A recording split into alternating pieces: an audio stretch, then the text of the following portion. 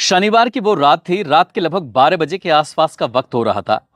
एक बैंक का ताला टूटता है और ताला टूटने के बाद चोर उसके अंदर प्रवेश करते हैं और चोरी करने से पहले आराम से वो बैठकर वहां पर तंत्र मंत्र प्रक्रिया करते हैं, काला जादू करते हैं।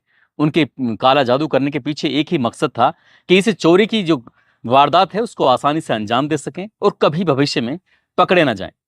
जब उन्होंने चोरी की इस घटना को अंजाम दिया था तो उसके बाद यहां से एक जो गुड़िया लेकर आए थे, काले रंग की गुड़िया जिस पर सिंदूर लगा था, जिस पर हल्दी लगी थी, जिस पर और भी कई ऐसी सामग्री लगी हुई थी, उसे रख के जाते हैं इत्मीनान से। और उसके अंदर जो तंत्र मंत्र की प्रक्रियाएं थी वो बैंक के अंदर करके चले जाते हैं। जब जाते हैं तो सोना लेके चले जाते हैं। कोई नहीं जानता था कि यहां से जो सोना लेके गए हैं वो देश के सबसे बड़ी बैंक चोरी की सोने की घटनाओं में एक घटना शामिल हो सकती है, ऐसा किसी ने सोचा नहीं था। जब पुलिस को इस बात के बारे में पता चलता है कि कितना सोने चोरी हुआ है तो पता चलता है कि 53 करोड़ 26 लाख रुपए का सोना चोरी हो चुका है। पुलिस को इस घटना के रम के खोलने में कड़ी मशक्कत लगती है, लगभग 1 महीने का समय लगता है। हालांकि पुलिस उन चोरों तक पहुंच जाती है और आज की कहानी के माध्यम से यही समझने की, ये जानने की कोशिश करते हैं कि आखिरकार पुलिस उन चोरों तक कैसे पहुंची और जो चोर वहां चोरी करने के लिए आए थे तो तंत्र मंत्र क्रिया के बाद वो काले रंग की गुड़िया जिस पर हल्दी और सिंदूर लगा हुआ था उसको वो छोड़कर वहां क्यों गए थे। आदाब, नमस्कार, सत श्री अकाल। मैं उस्मान सैफी। आज की जो सच्ची घटना मैं आपको सुनाने जा रहा हूं, ये सच्ची घटना है कर्नाटक प्रदेश का एक जिला है विजयपुरा, और विजयपुरा का एक कस्बा है मनागुली।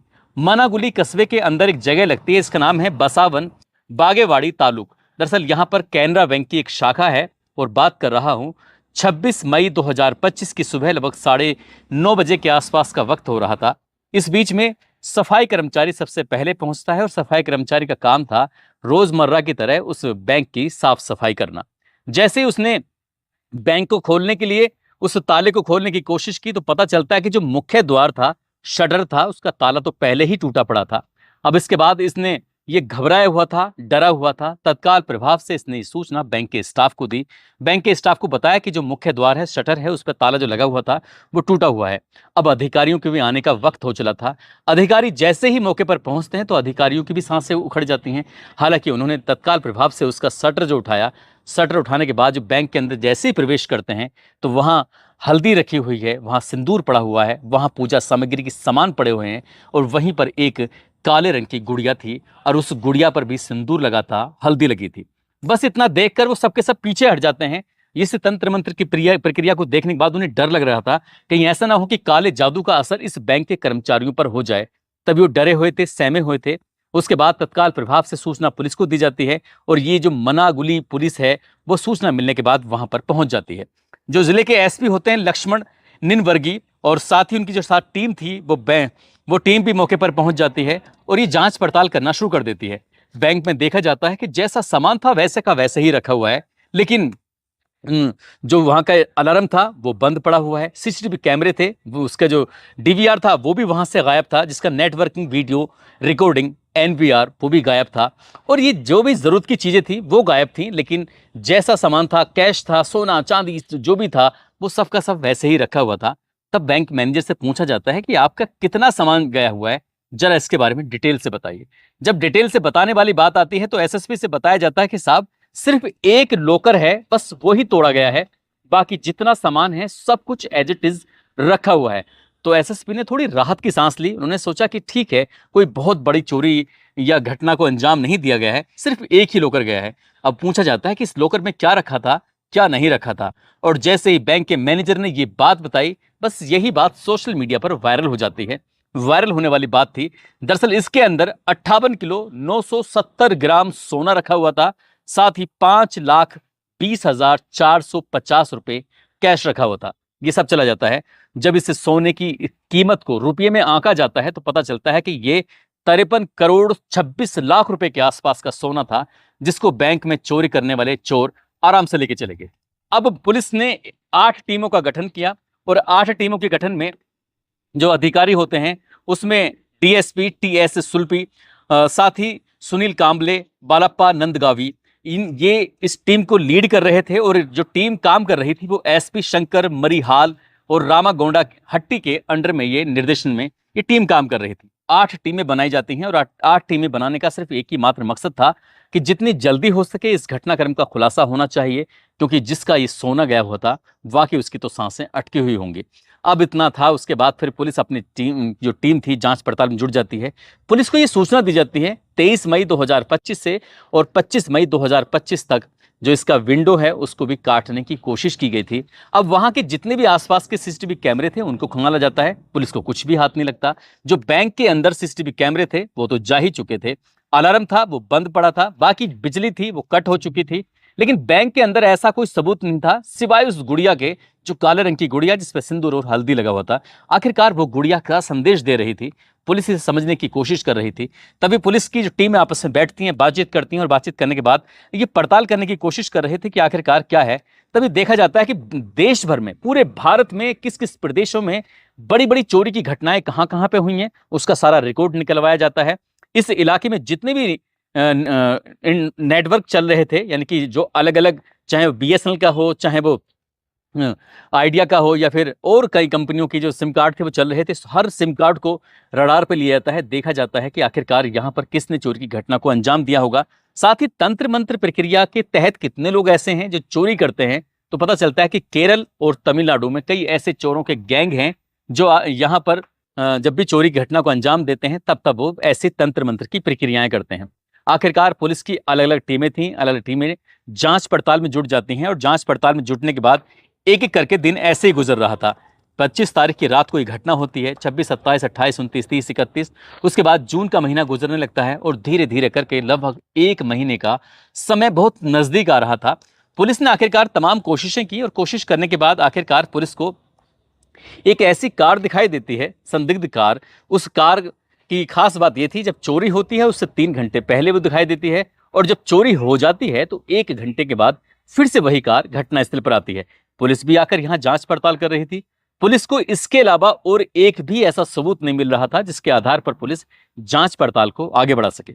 आखिरकार पुलिस ने जब इस कार के बारे में पता करने की कोशिश की, उसका रजिस्ट्रेशन नंबर खोजने की कोशिश की, तो पता चलता है कि विजय कुमार मोनारा गिरियाला, एक जो 40 साल की उम्र का एक व्यक्ति होता है, जो इसी बैंक यानी कि कैनरा बैंक की इसी शाखा के अंदर मैनेजर था, जिसका 8 मई 2025 को ट्रांसफर हो चुका था। इसकी कार थी जो चोरी होने से लगभग 3 घंटे पहले और 1 घंटे के बाद यहां पर दिखाई दी थी। अब आखिरकार इस विजय कुमार मोहनारा को पकड़ा जाता है, हिरासत में लिया जाता है, इससे जांच पड़ताल की जाती है, इससे पूछा जाता है कि आखिरकार तुम यहाँ क्या कर रहे थे। तब इस बात का वो सही सटीक जवाब नहीं दे पाता। जब उसे बार बार पूछा जा रहा था तो उसने कहा, साहब मेरा क्या मतलब यहाँ पर, मेरा तो यहाँ से ट्रांसफर रोनी हाल एक शाखा लगती है कैनरा बैंक की, मैं तो वहां पर चला गया था, लेकिन उस दिन तुम यहाँ क्या कर रहे थे। पुलिस बार बार एक ही सवाल पूछ रही थी, और एक सवाल का वो सही से जवाब नहीं दे रहा था। कभी कुछ जवाब देता था तो कभी कुछ जवाब देता था। पुलिस ने बस उसी को अपने सख्ती से, अपने तरीके से जब पूछना शुरू किया है, तो उसने 2 नाम और लिया। एक पूर्व कर्मचारी था जिसका नाम चंद्रशेखर कोटिलिंगम रेनिला नाम था इसका, और दूसरे का नाम सुनील नरसिंहालू मोका, जिसकी उम्र लगभग 40 साल, 2 की उम्र 40 साल, 1 की उम्र 38 साल के आसपास होती है। आखिरकार पुलिस ने जब इन तीनों को हिरासत में लिया, सख्ती से पूछताछ की, तो पता चलता है कि जो बैंक मैनेजर था, एक दिन बैंक मैनेजर को यह पता चलता है कि इस बैंक के अंदर एक ऐसा लोकर है जिसके अंदर बहुत सारा सोना है, बहुत ज्यादा सोना है, जिसकी कीमत 53-54 लाख रुपए के आसपास, 53-54 करोड़ रुपए के आसपास है। जब उसने इतना सुना तब उसके दिमाग में ख्याल आया कि इस बैंक में लंबा समय तो हो ही चुका है, बहुत जल्दी उसका ट्रांसफर भी हो जाएगा, क्यों ना इस सोने को वो ही गायब कर दे। तब उसने जो लोकर होता है उस लोकर की एक डुप्लीकेट चाबी बनवाता है जनवरी 2025 में, और चाबी बनवाने के बाद अपने दोस्तों से सलाह मशवरा करता है। एक का नाम सुनील होता है, दूसरे का नाम चंद्रशेखर होता है, विजय कुमार, इनके साथ बैठ के पूरी प्लानिंग की। उसने कहा कि बैंक में कौन सा सामान कहाँ रखा है, कैसे आप अंदर जाओगे, कैसे चोरी करोगे।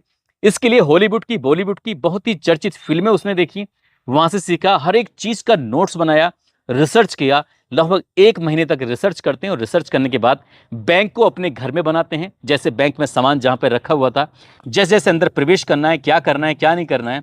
उसके बाद फिर वहां से भी ये हर बार चोरी की घटना को अंजाम देते थे।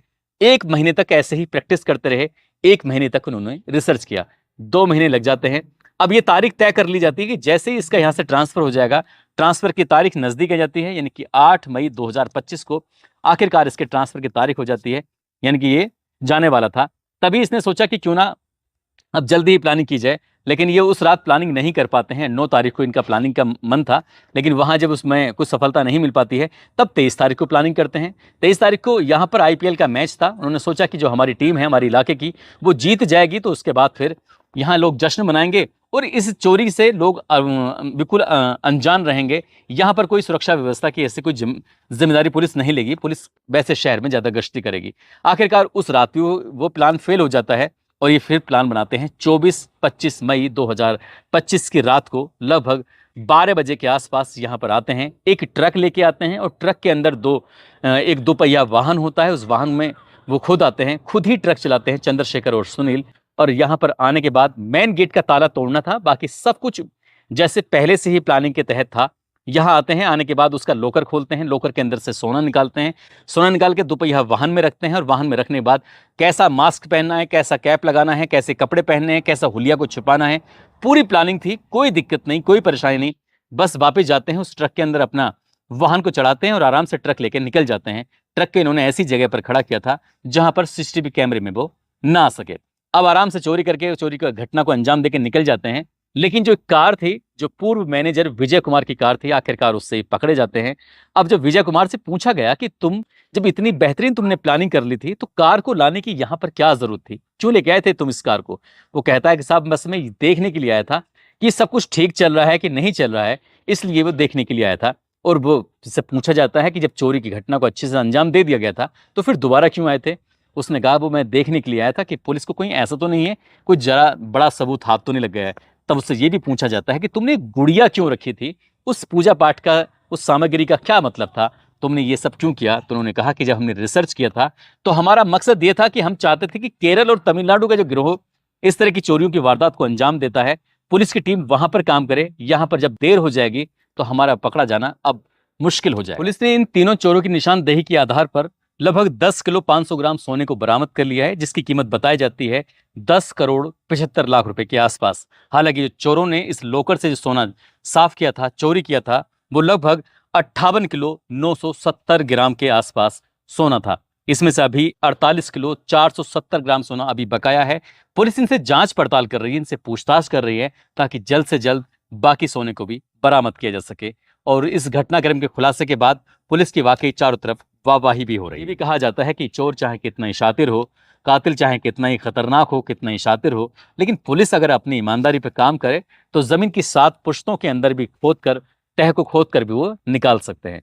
और 3 चोर थे। पुलिस शुरुआत में समझ रही थी 8-10 चोर होंगे, कोई मेहनत नहीं थी। पुलिस को शुरुआत में ही ये शक था कि जब इसका लॉकर खुला है बिना किसी मेहनत के, बिना किसी ताकत के, तो जाहिर सी बात है कोई अंदर के ही आदमी है। पुलिस को ये मालूम था कि जब ये NVR नेटवर्किंग वीडियो रिकॉर्डिंग को जब वो लेके जाते हैं, तो इसका मतलब ये कि उसको ये भी पता था, उनको ये भी चोरों को मालूम था कि कहाँ से बिजली कट होगी, उनको ये भी मालूम था कहाँ से अलार्म कट होगा। लेकिन जब बैंक के हर एक कर्मचारी से पूछताछ की जाती है तो वहां से कोई सफलता मिल नहीं पा रही थी और बैंक मैनेजर पुराना वाला जो था उस तक पुलिस पहुंच नहीं पा रही थी। दोस्तों, इस पूरे घटनाक्रम को सुनाने का उद्देश्य किसी को परेशान करना नहीं है, किसी का दिल दुखाना नहीं है, बल्कि आपको जागरूक करना है, आपको सचेत करना है। और जाते जाते हरवंश कुमार झांसी से हैं, अजय कुमार चौधरी अजमेर से हैं, पिंटू कुमार गाजीपुर से, आशीष यादव रामगढ़ से, सौरभ मिश्रा कासगंज से। आज इनका जन्मदिन है, इनको जन्मदिन की ढेरों सारी शुभकामनाएं, बहुत बहुत मुबारकबाद। साथ ही कुछ लोगों ने नाम लेने की अपील की है, जिसमें जगदीश चंद हैं, नारायण सिंह लोधी, शरीफ खान, जयपाल सिंह परिहार, हरि सिंह बुंदेला, शिवम शर्मा, मोहम्मद नवाज, दीपक सिंह गुज्जर, फागुल लाल गुप्ता, शिवलाल यादव, नसीम निसार, उत्तम लाल, प्रीतम कुमार, रितेश कुमार जो गया से हैं, पवन कुमार साहू जो दिल्ली से हैं, शंकर सिंह अजमेर से, अनीश अहमद दिल्ली से, फिरोज खान, मुकीम अहमद जयपुर से। आप सब लोग अपना ख्याल रखें, सुरक्षित रहें। जय हिंद, जय भारत।